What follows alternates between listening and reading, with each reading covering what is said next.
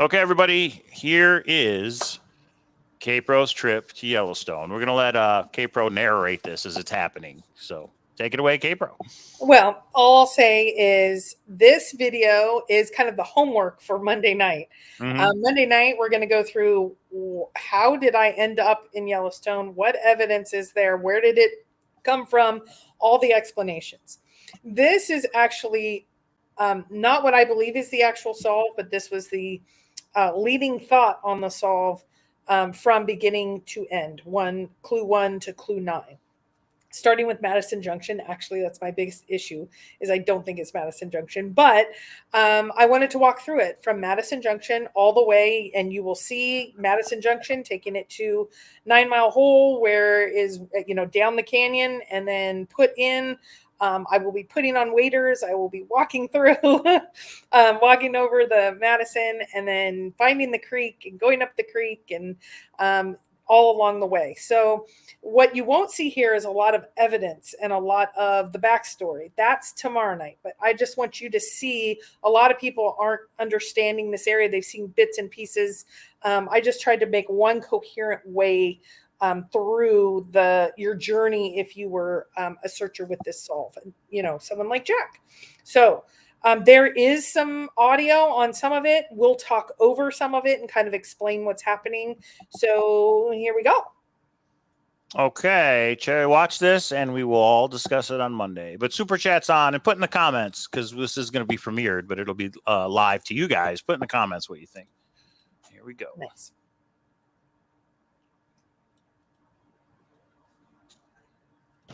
Hi, everybody. Let's go to Madison Junction. So the theory is Madison Junction was my first solve. Warm waters halt and cease to exist.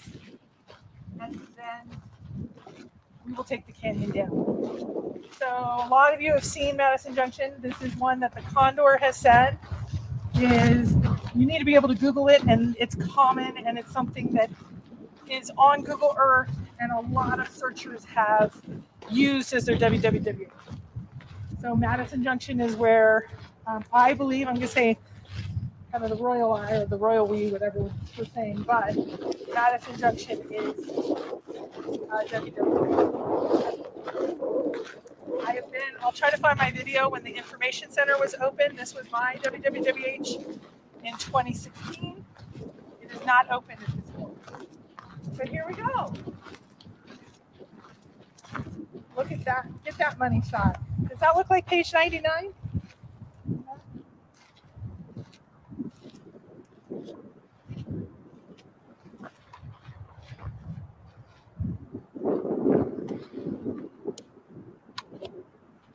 I'm walking down here.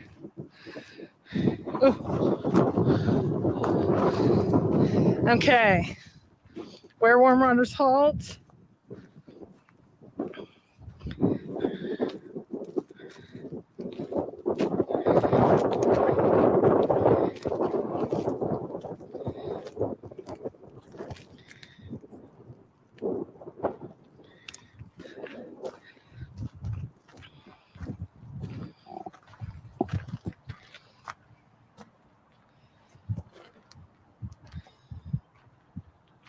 I can't even see this.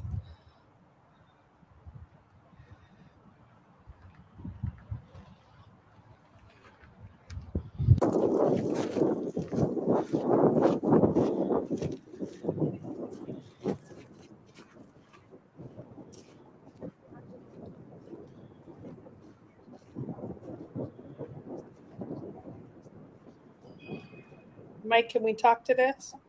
Yeah, go ahead. Okay.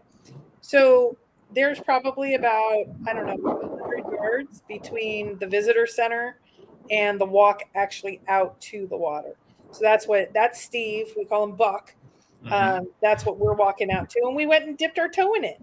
Not going to say it's warm. Let me get me my finger in this thing. If you fell in, that would have been pretty fun. I mean, it's warmer than other areas, but it's not warmer warm. than other areas for sure. Not bath water, but not close to that. I jumped in it. I saw a baby black Well, and tomorrow we're going to talk about Ojo Caliente, right? Yes. Walking. We're walking. This is Madison Junction. WH. We're coming back from the confluences, the Is that Zoe right there? meshing up of The whole family rivers. standing. Now. Walking back up just so you can see. This is where they'll give the talks about Forrest and his poem one day. It's kind of cool.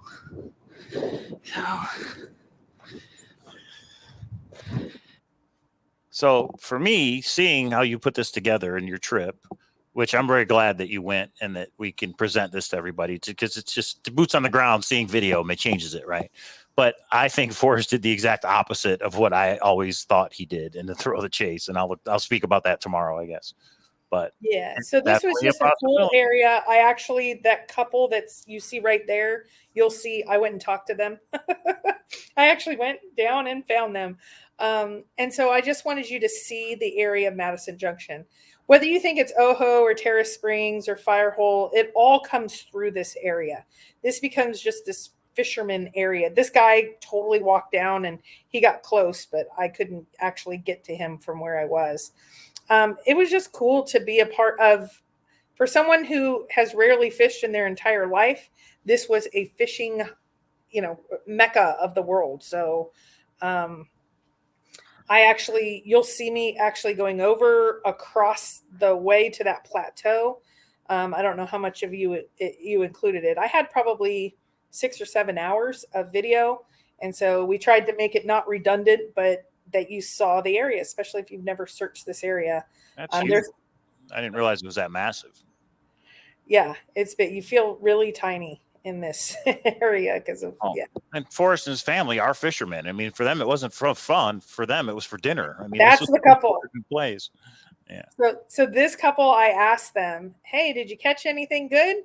And they said, "We didn't catch anything." And I said, "Have you heard about 9 Mile?" And the guy goes, "Oh, the honey hole."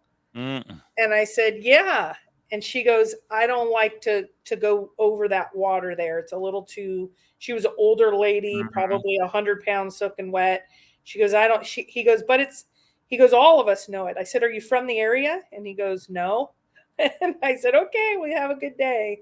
So 9 Mile was blaze right there. Yeah. Yeah, they were everywhere. It seemed like most of the trees, Did you ask them about Forrest Fenn at all or no? Not them. I asked various people. We went into actually every fishing tackle place in West Yellowstone. Some have heard and some had not heard about Forrest Fenn, which I find so interesting because supposedly the specific area is not being given out because it'll damage whatever, but most people in West didn't even know who Forrest Fenn was. That's not funny. Yeah. So I'm actually going to walk down and then walk back over, and you're going to see Madison Canyon, which is where you take the canyon down. So this is just more, I needed, I wanted to get, whether you think this is WWWH or not, I wanted to get this area because you're going to be passing this area if you believe in 9 Mile Hole as the final general location. Well, is it true? I remember this, but again, I may be misremembering. Do you remember Forrest saying something like, "I thought it was going to be over in a year"? Did he ever make any comment like that? I don't think so. No, I know the last year or two, he said he had that gut feeling it was going to be over soon. Yeah, no, I thought in the very beginning he was like, "I never thought it would have lasted a year." Like back in 2010, he's like, "I never thought this would." But then he says the 900 years, so maybe not. Yeah, maybe I'm misremembering. Yeah, but what I was thinking is, when you say you talk to people in Yellowstone and a lot of them never know who Forrest Fenn was, maybe that's why he released the book in New Mexico. Maybe he didn't want 1 million people going to Yellowstone and messing it up. And you know what I mean? Yeah. Maybe he just wanted the person that figured it out to go quietly to Yellowstone and retrieve it and bring it on down.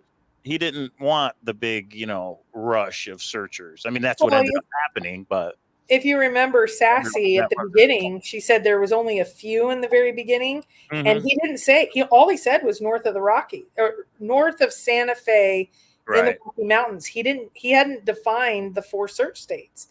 I So a think he just lot said of people, north of Santa Fe. That was it. Mountains north of Santa Fe. Right. right. And So some yeah, people, I think he was being disingenuous by doing that, by not. So what do you mean? We thought it was in New Mexico. And yeah, you could think that, but that's not, the right. mountains north of Santa Fe go all the way up. So yeah, I just wonder if he did that to make it last longer. And also, yeah, I don't know. Probably learned. He had people searching in North Dakota. He had Yeah, right, people searching right. in, and maybe he just never anticipated them spanning this much because Mhm. of all of his time in North Dakota and TTOTC. I mean, it seems silly now, but maybe he just didn't understand that. So this is going to come around the bend. So this is the bend that supposedly some believe says this is Madison. This is the Madison page 99 kind of bends in the. I don't know. I don't find it as compelling, but these are where the Gibbons and the Firehole converge. I mean, there's these massive cliffs. There's trees. There's sagebrush. There's everything but pinon nuts at this spot. And we're going to show page 99 tomorrow, because now that you showed that, when you're like, does that look like page 99? It kind of does. I never realized, but there's a little bit there. So yeah, we'll look at it tomorrow's live show. Yeah, and somebody's done a full overlay, and I'll try to find that if I can. Okay. I'm trying not to make it a 12-hour show. I'm trying to make it, but I think the video is important as kind of homework, just so you know what we're looking at, and especially when it comes to wading over the river, getting past, getting to Homa Brown. Hopefully you can see all the fish because there's just so many, and then going up the creek and looking at down trees and all that. If this is the spot, I understand Jack a lot more of, he had to grid search that area because of a broken blaze. And it just, so this was, so unique to me. This is probably common for Forrest and fishermen. But for me, it sure wasn't. So. Well, beautiful area. Now, do you have any plans to go back, Kpro, or is this kind of closure for you? You don't feel like you need to go back for Forrest Fenn? So for me, Jack has been pretty clear that it wasn't the exact spot that was important. It was the general area. Of course. So for me, it's enough. I have closure of the spot at this point. Gotcha. I don't need to go back unless there's something specific or significant that would make me want to go back. I mean, I would like to go back and take the kids and you and show you guys stuff, but do I need it for closure? In my opinion, no. This was that for me. This is what one short little weekend did. And I actually make my way back down just to kind of show you the area. I know we spent some time here, and I think it's just to kind of set lay of the land. The rest of the video, we're going to drive down the canyon, and the rest of the video is at 9 Mile Hole. But again, whether you think it is Ojo or Firehole or Terrace Springs or what is it, Maiden Springs, whichever one you think it is, you have to come through this area. So, which that's why I wanted to shoot enough footage here of just, there's a campground here, there's a picnic area here, there's a visitor center. I spent a lot of time here. I actually talked to, when you go into that visitor center, there's actually a touch table that says, please touch, which I think is pretty cool. Oh, that's funny. Yeah. This is still Madison Junction, right? Yes, this is all Madison Junction. You haven't jumped in the car to go down yet. Okay. Correct. So is this where warm waters halt, Madison Junction? Now, when you put your toe in it and said it's not warm, that makes me think, what was Forrest screwing around when he said, is it warm to you? Did you put your toe in it? Is it warm? You'll see tomorrow. I think I present enough evidence that, and that's probably the most controversial stuff that's on Thor right now. There's a thread, shout out to Vertigo and Must Listen Good and Rudy, that are debating all of this. And I think everybody, I mean, when you have Condor saying, I don't think WWWH is Madison Junction, but he's like, but it doesn't matter. I mean, if you find the spot. Right. It doesn't matter to him because he found the treasure chest. But for the rest of us, I think we'd like to know how close we were and if we had a chance to find this thing. So I think it matters what the where Warm Waters Halt was and what it is and what it was. I think it does matter to the rest of the community anyway. Yeah. So now, okay. So now that's the parking lot we were just in on the left. This is just showing kind of general area. We're going to take a left here. And when we take a left, that is where we are going down the canyon. You will see the Madison from time to time on the left. And when you say down, is that south or is it down in elevation? Like, what does down mean? Like, how are we not going down, going straight? The big thing, well, it's two things. It's down in elevation and it's downstream. The stream actually flows that way. For a fisherman saying down, it's and if the it in the poem is Madison, the Madison River, down would definitely mean down the river. So you take it in the canyon, down river. That totally makes sense to me. Okay. Right. And it didn't all make sense to me until I kind of got there and understood this a little bit more. And it should be noted that from Madison Junction parking lot to 9 Mile Hole parking lot is 4.2 miles. We might include the odometer. I still don't understand why 42 is important, but maybe somebody can explain it in the chat tonight. I would love to have a panel, and you should have Davio on to talk about 42. Yeah, right. I mean, I know they get it from the book somehow. I'm not familiar with what exactly. I know they're too far to walk, and they say 242, but I don't know what. Yeah. But I will say, tune in tomorrow night because there is a little GPS connection possible. Oh goodness! You know what? There are 70 slides tomorrow, and there's a very, very short shout out to let's see, Source Valentine. He's my Valentine. And that's all you're focusing on. You spent more time on that than all the other stuff combined. You're so funny. Codebreaker Charlie. But the Forrest Fenn's poem would go down as one of the best puzzles of all time. If you can have a 9-clue solution, like what you think this might be and what you're walking us through, and GPS that would fit from the words in the poem, I mean, that's genius. And that might be why it took Forrest 15 years, because these clues and what you're doing right here, there's no precision in this. There's no, it followed precisely will lead you right to the treasure. Look at that. That's the Madison right that's there. the Madison, right? You're taking it in the canyon down. Now, and this is called Canyon Road or no? Say it again. This is called Canyon Road or no? This is called Madison Canyon. Well, there you go. Take it in the canyon down. I know a lot of people thought it was a physical canyon, but it doesn't. It could be a road that was named Canyon. Because it's too far to walk. You are driving. Right. To me, that makes sense. But yeah, and we're going to actually walk through the 9 clues, including the hints in relation to this. I do have film footage, and you will see it tomorrow as well, of each of these parking lots that we do not stop at here. I think each of them are ruled out but one because they won't get you as remote. They are not close by. They are not, there's no trees close by or whatever. Mm-hmm. So you can see that we almost hit these people. Just kidding. So this is just more giving you context of lay of the land. But again, we're about 4 miles. How many times in Forrest's life do you think he was drove down this road? Hundreds.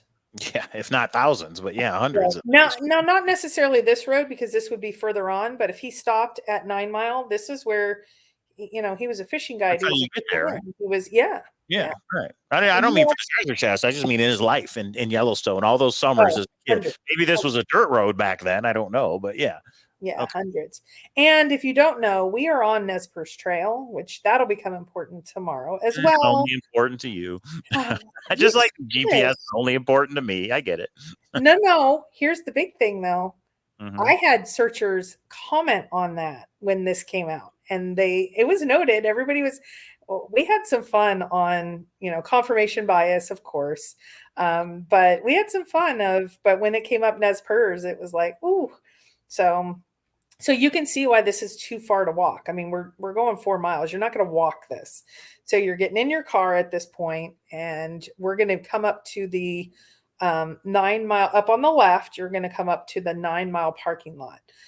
Now, further on, we're going to show some Google Earth and some good maps that show this. But further on, 9 miles is the West Gate. And that's where Fenhaven was and, all that. So we know that Forrest, through rumblings and ramblings and other things, this was his stomping ground. So this was, if you have TTOTC, you already know that. But again, just trying to give context.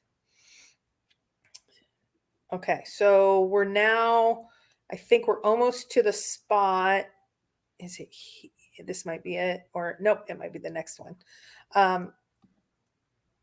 Okay, so we've done WWWH, and we can go into Ojo, whether it's Ojo or Terrace Springs or wherever, but we went Madison Junction, and now this is Madison, and we are taking the winding way down. Some believe this is page 99, and we're going to be purging over here. We're crossing the road and parking, and then we will get out from there. You will actually see me wade through. I think there's actually audio. I don't know. I don't know where audio hits and doesn't hit. And we'll talk through it as we go. But what was I going to say? So do you believe if Ojo Caliente was where Warm Waters halt, do you think you can come to the same location? Yeah. Come Some to say, okay. This is what some say, and I actually like this. This is my competing theory.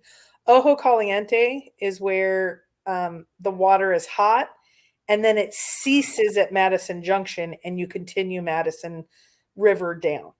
So that is where you need to know river bathing is best. You need to know Ojo Caliente, and you need to know to go downstream from there. That's the competing. And all these things are in the Thrill of the Chase. 9 Mile Hole is in the Thrill of the Chase. And that's what I was talking about earlier, is that I think Forrest put it right in front of our face the entire time. And everybody just thought, well, that can't be it. It's right there in the book. But what if he went the other way? You know, I'm trying, it blows my mind if that's the case, that the fishing hole that he has 2 pages that show this entire area, that was where the treasure was. It makes sense that this is his favorite spot as a kid and all that. Okay, here we go. Here are the waders. Okay, so I've never been in waders before. I'm going to give you what, and that's Buck back there. You look like you're having too much fun. Well, the weird part is the boots are too big, and they do go by. So I have an extra narrow foot, so it's a little weird because these are narrow foot. Okay.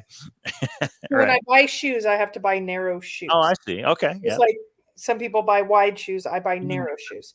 Okay. So these boots had a lot of wiggle room, and they're also men's waders. These were not like, I don't even know if they have women's waders. Anyway, it was a little clumsy. I've never been in them before, so this was a new experience. And so I actually waded over. You're not going to see me coming back. Since I had been in the creek, I actually eventually just jumped into the creek. I actually took my hiking boots and just walked back.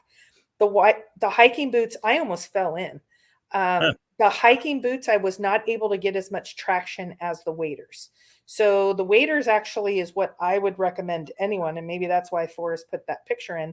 And we have on Jenny Kyle's site, he even tells us what type of waders to purchase and wade. I mean, didn't he say something about you got to have the ones that go up to your chest? Because if water fills in those waders, you are getting pulled down. I mean, if water was to get in there somehow, that's just like an anchor. You are going under. So I had always thought he just and then there's a watertight area because I had to have my phone with me. Not that it worked, but I wanted to take some photos and stuff. And then it's hard to okay. Is that right? Yeah. So, but here's the thing. He put that on mysterious writing. So it wasn't just some random thing he said about waders. He actually said it during the chase.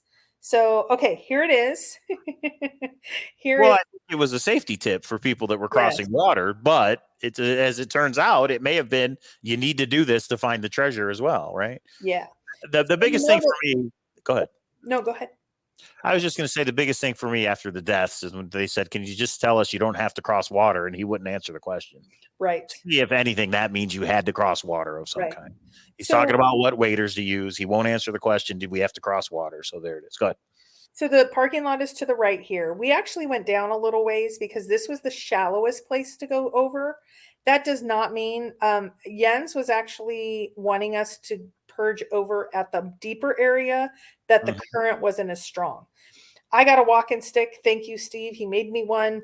The stream was pulling, but as long as you went slow, I don't think it was dangerous. Like some people are saying, and actually Condor talks about this, that really you have to just focus on what Forrest said before the hunt. And he didn't talk about little kids. He talked about families getting out there after. I wouldn't. I'll just say I don't think anyone should go out and Well, wade over if you're a flatlander. The other thing is what Forrest said was, I hope a redneck with 10 kids finds it. He didn't say take the kids with him.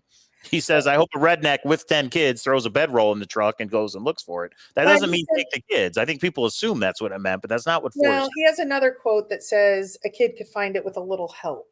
I don't know. Forrest did this as a kid. Forrest probably crossed right here when he was a kid. To him, it was no big deal. I don't think he understood. And plus, this river has got to change in 10 years. This could be a lot stronger. It could be a lot deeper. Well, I can only imagine what it is in spring. In fall, it's not going to be, because you're going to have the spring melt. And so it's a lot colder. Oh, right. Time of year. Yeah. So I actually don't get them on camera, but the fisherman that we saw earlier, he actually fell when he was going back. He went over where Jens was going over, where it's up to but he got back up. He was fine. He was about, I'd say 80 or so. I was just going to say, if you fall, it's not going to wash you downstream, is it? No, I mean, maybe a couple of feet if you can't get your feet about you. Okay. So, so this was and there's a camera right here. You guys will see I filmed the cameras. We'll talk about that tomorrow.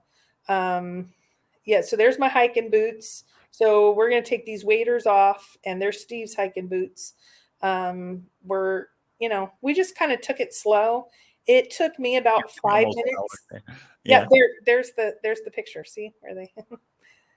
I don't know if this part has audio. What happened? It doesn't. Oh, okay. It does not. So this is now we're going back up about 100 feet. Now some people say, well, it doesn't say go to back up. Well, it doesn't say exactly where to wade over. Yeah, it doesn't say, yeah. So you parked at 9 Mile Hole, but you crossed at Fenn Rock, or maybe more downstream? Just a little bit downstream to Fenn Rock, all within about 50 to 100 feet. Okay. It's pretty open here. This is when you're going to see the oil tree. The oil tree is right in this area. Explain that for people who have no idea what the oil tree is. So there was a person on Reddit that asked, does anybody have oil in relation to their solve? And Condor Jack posted, here is a tree that has a carving that some could say says oil. And you'll see it tomorrow. It says OIL. It's basically a big O and then a diagonal down, an I, and then an L. Kinda. Yeah. Okay. Kinda. That is actually not a big deal, except for we found that exact tree at 9 Mile, like here, right here is where we found that tree. So that means that Jack in 2019 posted a tree from this specific area. So that's what's more important than the oil part. So note here, you can see a lot of down trees. And this is all from the fires. Madison. Oh, here we go. Shallow. The stream is kicking. I think it was pretty. It wasn't bad. You just had to be ready for it. Oh, and let me tell you about this guy. See these guys right here? So they are right at the home of Brown. And guess what they said? They said, this is where all the trout are. It's like fishing in a barrel. That's what they said to us. Because right there is where the brown trout, and that's where I showed you guys about 60 brown trout earlier. Let's see if you'll see that. And that'll be it. Yeah. That's exactly where Home of Brown is. And that is the picture in the Thrill of the Chase, right? With all the fish. That is the picture in the Thrill of the Chase. Okay. Fishing in a barrel. Fishing in a barrel. So this is that spot, right, where they were? Yes. Okay. Yes. And there's one. I see one by the way. I see them. It's just hard to see what's a rock and what's this is a rock right here, a big rock cropping, and then it goes straight down. So all the way around this, and it's hard to see. We all tried to get a really good film of it, but there must have been 100 trout in this one. There's little tiny ones, which we didn't care about. But if you look to, there's not a lot there. Well, I'm hoping we got some more. Well, I didn't, because you can't see it. I didn't want to leave it in. It's okay. There's a bunch of fish there. Just take Kpro's word for it. And every other searcher that's been in that area, they know. Yeah. There was so many trout, and we couldn't get it because the water was rippling. It was amazing. There must have been at least 70. There's 2 ducks. Now, people think that's the home of Brown because of the trout, right? People do believe that. I don't know. That's where you could put in. Yeah. And if you do, right another about 20 feet up as you walk up, and there's a creek. So, okay, beginner warm water salt, the junction. Madison. Take it in the canyon down, along Canyon Road, down to Madison. Put in below the home of Brown. You've got to know where this is on the other side of the river in order where to cross. So the way you know that is by reading the Thrill of the Chase. So for all you poem purists out there, for this particular solve, unless you knew Forrest, you're not going to be able to figure out Homer Brown. And like you said, the little girl in India can only figure out the first two clues. She doesn't have the Thrill of the Chase. She doesn't know Forrest. She just has the poem and a map. And it's like, So this is where it gets right. Now you're going up the creek, and there's rough. A lot of down trees. There's a lot of, I can tell you, I broke a sweat. Nobody else did.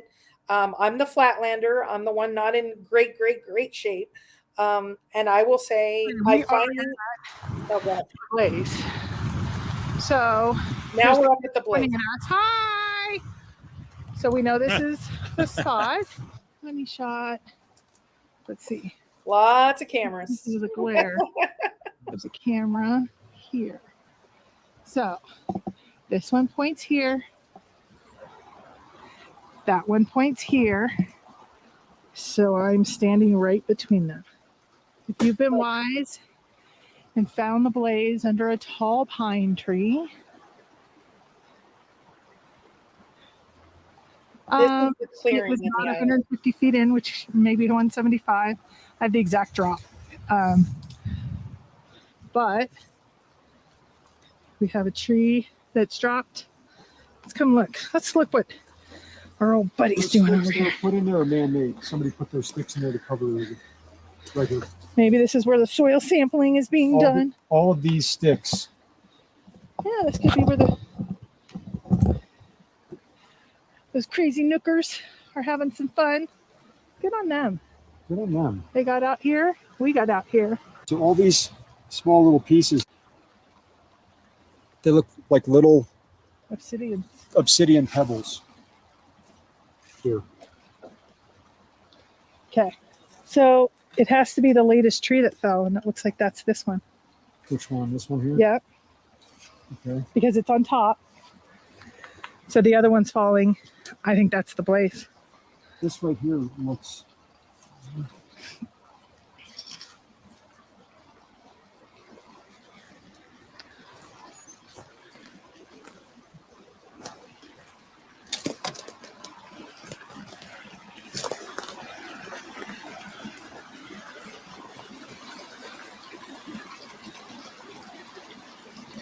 Wow.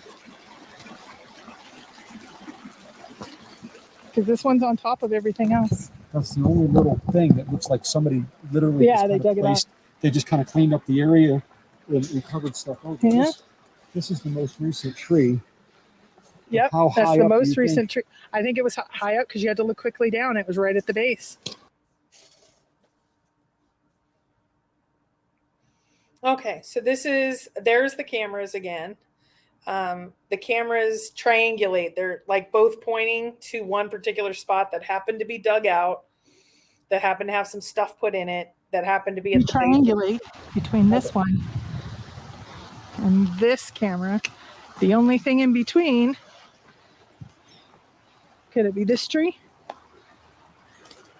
We're looking for which tree at this point. Okay, camera. Oh, this one's underneath the other one, though. Did a lot of these fall at the same time? So it has to be between these two, right? I would think so. Yeah. So we're basically standing right around where it would have been. If they're right. If they're right. I mean, the soil samples aren't back yet. And also, these little baby trees are new in the last 10 years. Right.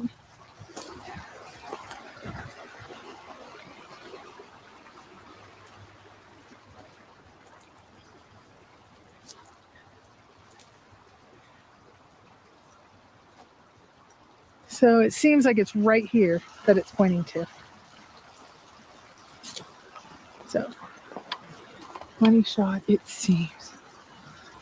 Right there. And then you look up, and you see cliffs. Okay.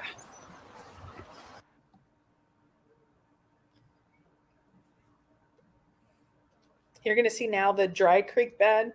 So between the two creeks, there's a dry creek bed. No paddle up your creek. At the right there, at the end of that creek, that dry creek bed, is where there's just a clearing. There's all these little tiny trees. You can see all these trees. It's so hard to walk around except for this clearing. And that's where all these cameras are set up and supposedly the blaze was. We don't know for sure. Again, I'm going to say it tomorrow. We don't know for sure the exact spot, but this is why so much of it, 200, 500, it's one of the only clearings. It's difficult to walk around, except for in this area and going straight up the creek, because it's just, you are all scratched up. Like Jack said, it's hard to walk around in. So this is all up there. Well, I definitely have a problem with Forrest Fenn. Let's say this isn't it, but it's in an area like this, wherever you're at, wherever you think it was. It's an area with trees and brush like this. In 10 years, you know how much that would have changed? Oh, and that's the end of the video. Yeah. Do you know how much that would have changed in 10 years? Right. I mean, and it gets harder. 900 years, when Forrest is like, it might take 900 years. There's nothing precise about that poem, unless GPS is involved. But to say where warm waters halt, canyon down, home, there's nothing precise. You've got to do what Jack did, which is grid search it if you think you're in the right area. I don't know if this is right. I mean, I guess it might not be. Well, and so let's circle back and then finish up for tonight. Mm-hmm. So we want to just you guys to see the area, because we don't want to make it a 3 or 4 hour show. All the evidence that leads up to it, all the evidence that then was found there, and all the evidence that came from everyone else in relation to this, I've tried to put together. It's nowhere near what's been being discussed on Reddit. It's nowhere near what's being discussed on Thor. 650 responses so far. It just is hopefully going to hit some of the highlights, and the reason why I bolted down to Yellowstone or up. And so that's really what today was about, is showing you that. And I just say, I'm not saying it's all the exact spot. 9 Mile Hole is the only thing I'm going to say I feel very strongly. And that's only me. I'm not here to convince you. I'm just here to say that's what I feel at this point. And there's some reasons why, and I will go over those tomorrow. And there it is. So there's a video. There is Kpro's trip to Yellowstone. You guys make your own decision. Tune in tomorrow night, Monday night, 7 p.m. Pacific. We will go live. Kpro's got yet another PowerPoint that lays out a lot of these clues and a lot of this info. And yeah, we'll see everybody then. Thanks for tuning in. We're hoping to having a good weekend. Bye.